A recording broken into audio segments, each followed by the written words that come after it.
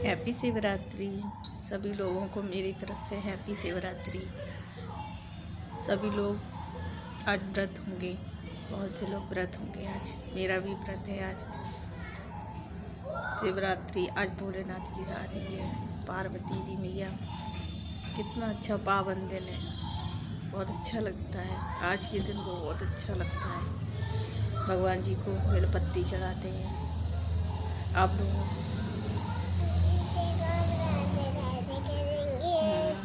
हमें सपोर्ट करते रहें ऐसे। हम ऐसे ही वीडियो लाते रहेंगे आपके लिए। आज का दिन आप लोगों का अच्छा जाए। भोलेनाथ का आज दिन है, बहुत पावन दिन है आज।